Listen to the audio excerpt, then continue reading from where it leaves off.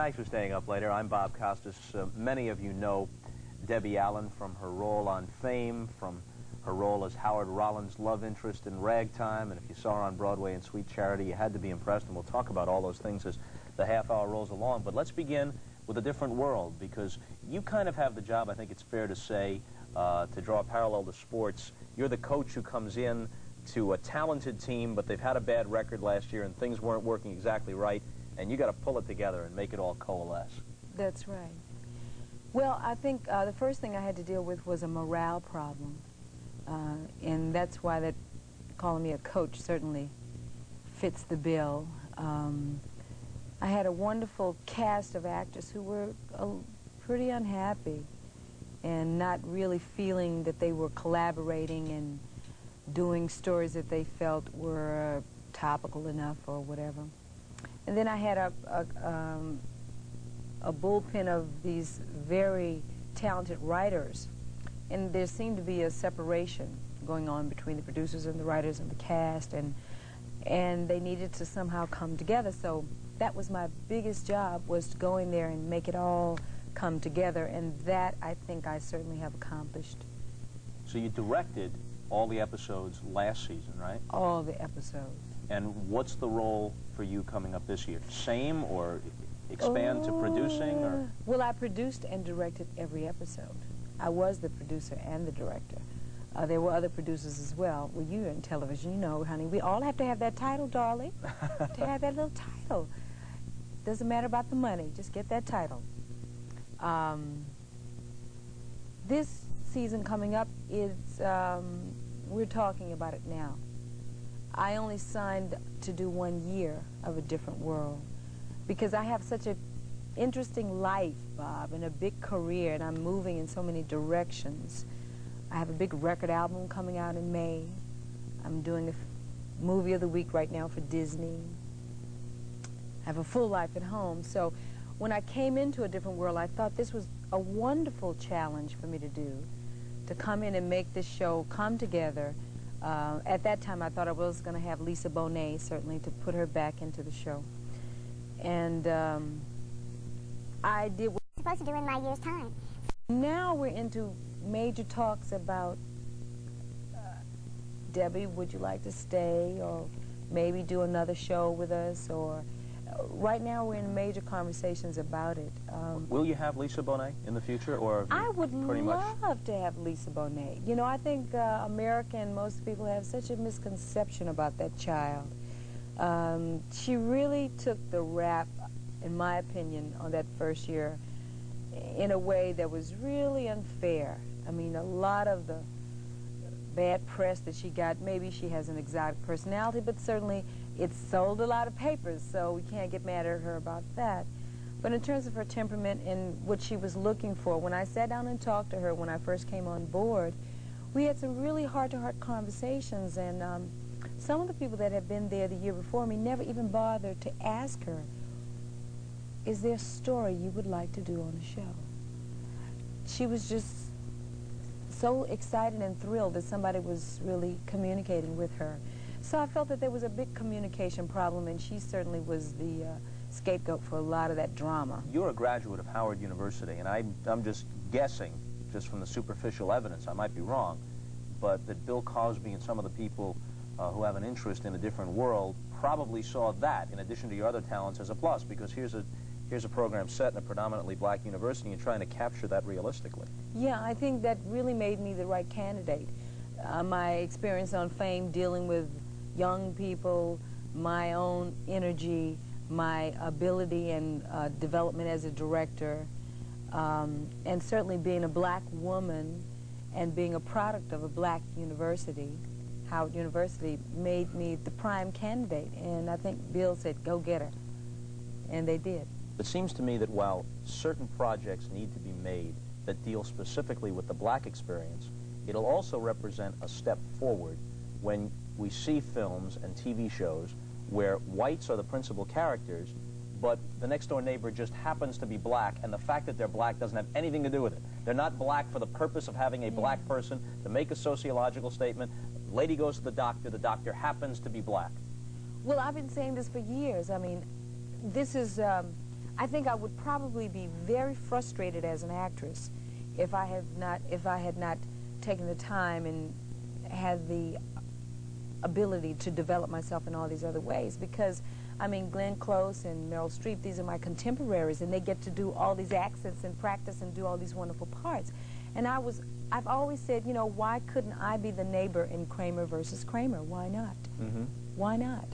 And it's just a matter of a way of thinking and just people waking up and living. I mean, black people exist. I mean, when you look back at those early movies, honey, in the 50s, those early, you know, Annette Funicello movies, there weren't any black people on the beach, honey. They weren't even selling sunglasses. And yet Chubby Checker might show up and entertain them, or which James was Brown. The weirdest thing. Black entertainers performing for an entirely white audience.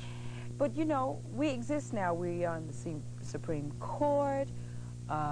We died in the space shuttle. We run for president.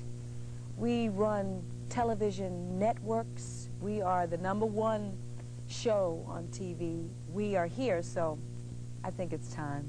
How much direct racial prejudice did you experience growing up in Texas? Very direct. When I grew up in Texas in the late 50s and the early 60s, I was not allowed to go to the amusement park but once a year on Juneteenth, which was Emancipation Day for black people. What a bitter irony that is. That's not almost perverse, that is perverse. They'll celebrate the fact that Lincoln signed the Emancipation Proclamation and tell all you black folks, see how far you've come? One day a year we'll let you in here. Well, that was one, and the theaters were all segregated. So we all went to the Dowling Theater. I was not allowed to study dancing because I was black. I was not allowed in the only professional school there, the Houston Ballet. I mean, it goes on, you know, black water fountains, white water fountains. But some were... What do you think it is? Maybe you were about to say this yourself before I interject the question. What do you think it is in some people's character, yours, other members of your family, that allows them to surmount that and take whatever anger they have and turn it in a productive fashion while others succumb to bitterness? Well, see, for me, it was never a matter of anger. That's what I was about to say, because somewhere through all of that, I didn't grow up bitter or angry. I grew up with a superior understanding that I was dealing with a limited group of people in a limited space and time. My mother is a woman far and beyond her time. Vivian Ayers is her name. She's director of a museum in Mount Vernon. And in the 50s, with these 3 siblings, she was always striving for something more. And she raised us, specifically her. My father was supportive, but it was her doing. She raised us to be boundless. So we didn't think of ourselves as being in a community called Houston, 3rd Ward. We thought of ourselves as beings in the universe. So we had a really broad space out there that we could reach out to and place to go. So we didn't grow up with a limited vision, even though things were limited and limiting. We knew that somehow we would find a way if this is what we wanted to do. I wanted to dance, Alicia wanted to act, sing, my brother wanted to be a musician, my baby brother Huey, well, he was a little toddler. So what are the brothers doing now? One brother or 2 brothers? 2. My oldest brother, Tex, is a fierce jazz musician in New York and a composer. And my sister, Alicia, we know what she's doing. My baby brother, Hugh, is graduating from Duke University in Master's in Business, and he's brilliant. And I've taken many of his tips about investments, and they've all turned out right. So I think the difference is your community of immediate family and your understanding, and it has to do with education. It has a lot to do with education as to whether you turn out bitter or you turn out sweet, meaning you go on, you rise above it, you go on, you go forward. 'Cause all she wants to do is dance and make romance.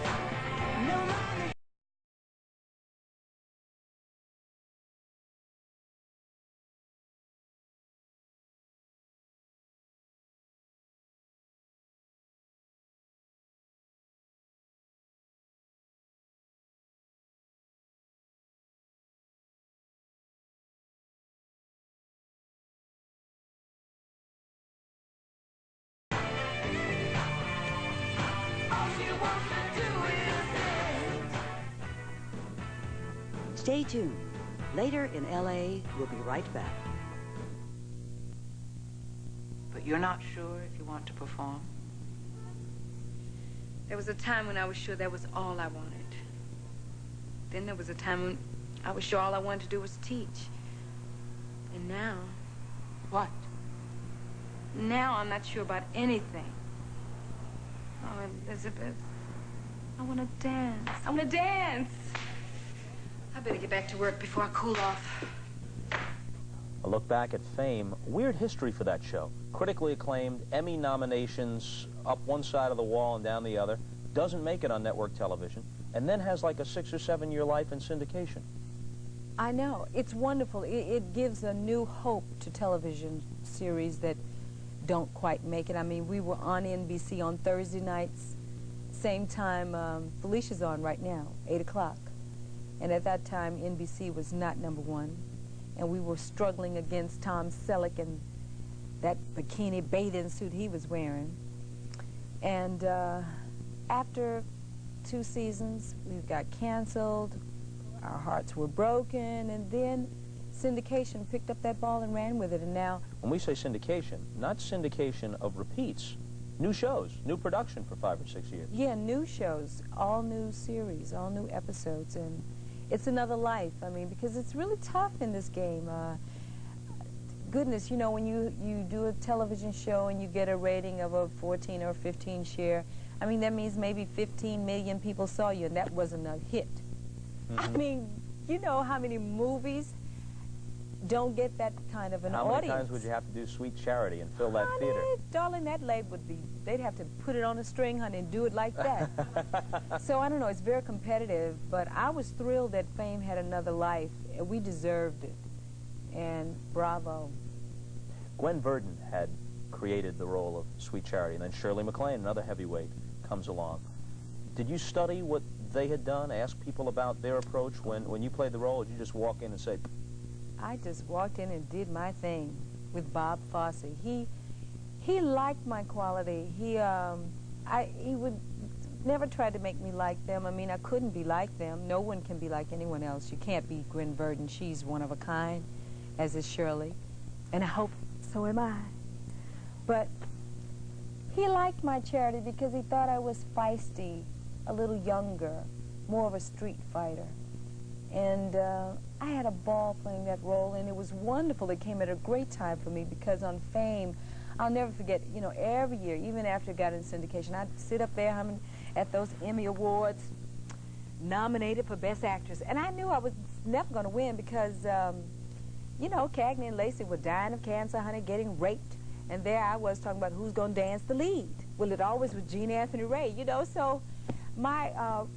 part just never was fully developed, and I never complained because I was developing as a writer, as a producer, as a composer, everything. I saw you in Sweet Charity 3 times. 3 times? Yep, 3 times. First time I saw it for myself, and the next 2 times were people come in from out of town and you want to take them to a show that's going to make them smile and have them leave happy, and there's a handful of shows that always fit that description.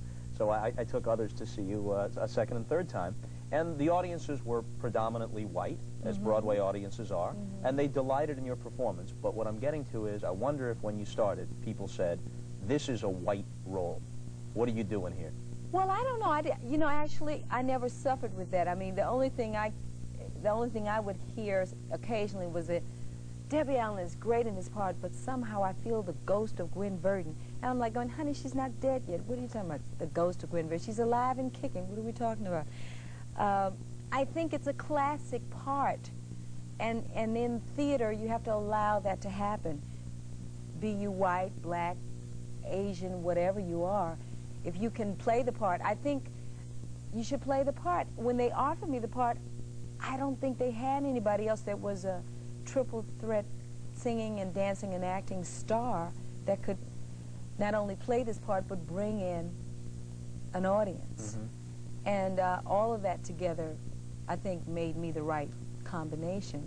But as far as it being a white role, and in fact, when they cast Michael Rupert opposite me as Oscar, and he was white and I was black, and Bob and I had sat down together in my hotel room, we were chit-chatting about how we were going to cast the parts, and he asked me about it. And I said, hey, Bob, I mean, I think whoever's the best actor. He said, that's what I think, too. Whoever is the best actor should get that part. And this was progressive thinking. This is the thinking that I am, this is my kind of thinking, my generation. This is how I think, progressively that way.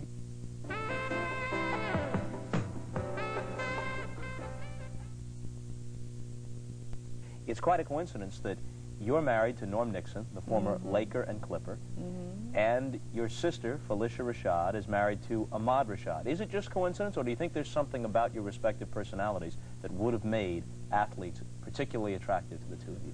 Well, I think we both have good taste, let's say that, number one.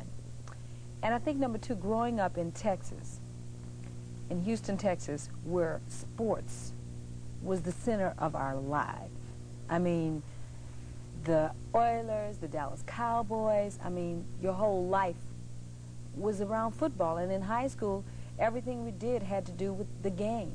Were you a majorette? Were you a cheerleader? Were you in the band? It had to do with sports. So we've always had that kind of respect and adoration. But I think more than that, we just coincidentally found two men who were manly and strong enough to carry that ball with us and take us across that goal line, you know. It seems to me, just taking a guess, and I haven't talked to either Norm or Ahmad about it, but you married them not when they were 21, 22 years old, so it wasn't a case of cheerleader going after big man on campus, or what you often see in baseball where the prettiest girl in a minor league city winds up marrying a guy on his way to the big leagues. These were more mature men who either were near or at the conclusion of their playing careers and had moved on to other things, and they're obviously multifaceted guys and not just ball players. Well, that may be true of Felicia, not for me. I saw Norman Nixon win a world championship with the Lakers. I didn't meet him.